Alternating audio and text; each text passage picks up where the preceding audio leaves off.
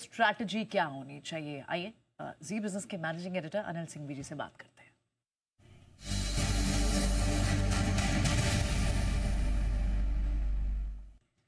Good morning Anil ji. America की हालत तो बेहद खराब दिख रही है। जिस तरह की गिरावट कल हमने देखी, स्पेशली ये जो टैरिफ के ऐलान के बाद जब बाजार वहां के रिएक्ट करने शुरू हुए, लेकिन हमारे बाजारों में इतनी गिरावट कल नहीं थी। क्या संकेत इससे लेने चाहिए? Good morning Priyanka. देखिए, दोनों तरफ का मामला बनता हुआ दिख रहा है। जहाँ एक और ग्लोबल संकेत आपके लिए बहुत अच्छे नहीं है, वहीं लोकल संकेत के लिहाज से देखें तो उतने बुरे हैं नहीं। टैरिफ वॉर से सबसे ज्यादा नुकसान अमेरिका को होगा, ये बात हम बार बार लगातार कहते हुए दिख भी रहते हैं।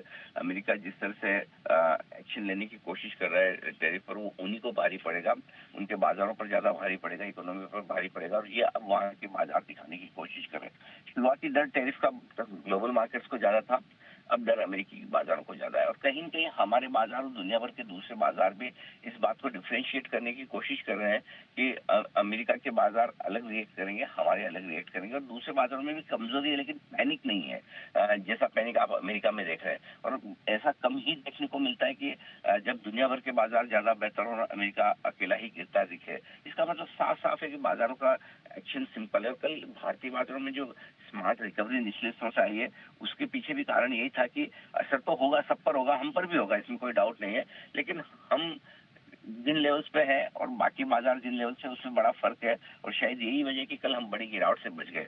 हालांकि मूड माहौल खराब ही है, और कल के सेशन में भी आप देखिए एफआई ने फिर से बिकवाली ही की है, कोई खरीदारी का आंकड़ा है नहीं। रिकवरी जो हुई, उस रिकवरी में फॉरेन फंड्स का योगदान तो है नहीं, 2800 करोड़ के आसपास का उन्होंने कैश में बेचा है, स्टॉक इंडेक्स फ्यूचर्स भी बेचे हैं।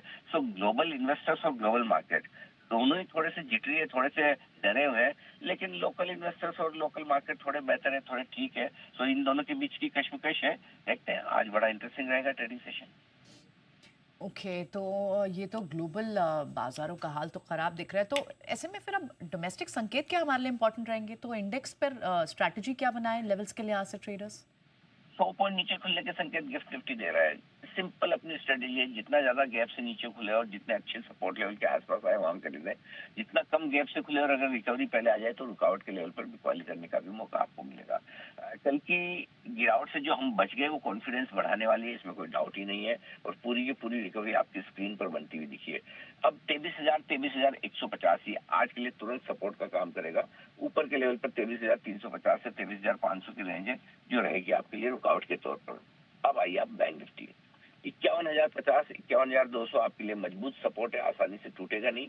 और ऊपरी स्तरों पर 51,875 से लेकर 52,050 की रेंज है बैंक निफ्टी की, जो आपको रुकावट के तौर पर आती हुई नजर आएगी। तो इन लेवल्स को, इन रेंज को आपको ट्रेड करना है। जैसे आप बहुत और कॉन्फिडेंट होने की कोशिश करेंगे, बाजार में बिकवाली आएगी।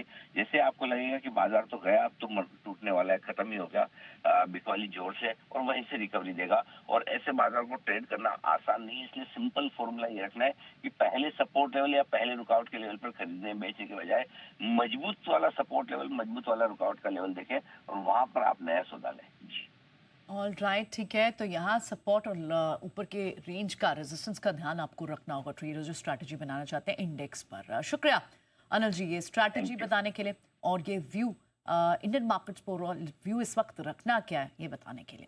चलिए बढ़ते हैं आगे।